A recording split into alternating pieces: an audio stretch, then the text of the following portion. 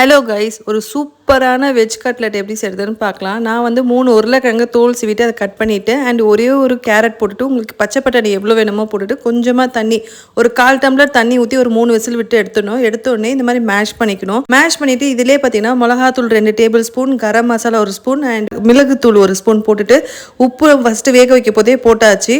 So இல்லை நல்லா mix பண்ணிவிட்டு பிரெட் க்ரம்ஸ்க்காக பிரெட் எடுத்துக்கிறோம். பிரெட்டை வந்து சின்ன சின்ன பீசஸாக வந்து கட் பண்ணி மிக்சியில் போட்டுட்டு அண்ட் அதை மிக்சியில் வந்து அரைச்சிட்டோன்னா சூப்பராக பிரெட் க்ரம்ஸும் ரெடி ஆகிடும். இதில் வந்து நம்ம பிரெட் க்ரம்ஸும் ஆட் பண்ணாதான் அந்த கோட்டிங் மாதிரி நல்லா வரும், டேஸ்ட்டும் நல்லாயிருக்கும்.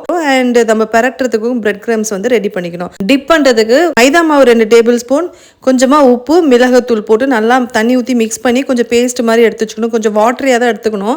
நீங்கள் முட்டை வேணும்னா முட்டை ஆட் பண்ணிக்கலாம். இது ஃபுல்லாகவே வெஜ் கட்லெட்ன்றதுனால வெஜ் ரெசிபீஸ் தான். நீங்கள் வந்து நல்லா டிப் பண்ணிட்டு அந்த பிரெட் க்ரம்ஸ்லேயே உருட்டிட்டு அதுக்கப்புறம் தட்டி நீங்கள் வந்து இந்த மாதிரி கொஞ்சமாக ஷாலோ ஃப்ரை பண்ணி எடுத்தீங்க அப்படின்னா சூப்பராக இருக்கும். நீங்கள் இது என்ன திருப்பி போட்டாலும் அது நம்ம பேச்சை கேட்கும், அவ்வளோ நல்லாயிருக்கும். தண்ணி எதுலையுமே ஊற்றிடவே கூடாது, செம்மையாக இருக்கும். சில இதில் சீஸ் நடுவில் வச்சு உருட்டிட்டு இருந்தேன்.